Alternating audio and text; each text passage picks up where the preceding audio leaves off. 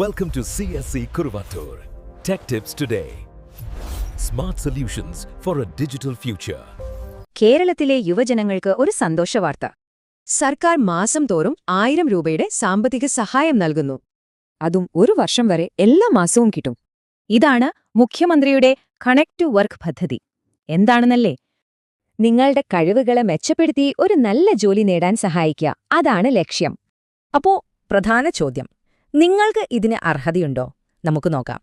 ഒന്നാമതായി, നിങ്ങളുടെ പ്രായം 18നും 30നും ഇടയിലാണോ? അടുത്തത്, നിങ്ങളുടെ കുടുംബത്തിന്റെ വാർഷിക വരുമാനം 1 ലക്ഷം രൂപയിൽ താഴെയാണോ?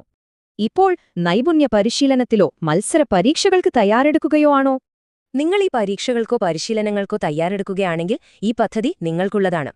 ഒരു പ്രധാന കാര്യം, ഇത് സ്കിൽ ട്രെയിനിങ്ങിനും PSC പോലുള്ള പരീക്ഷകൾക്കുമാണ്. നീറ്റ് JEEക്കല്ല. യോഗ്യതയുണ്ടെങ്കിൽ ഓൺലൈനായി അപേക്ഷിക്കാൻ തയ്യാറായിക്കോളൂ.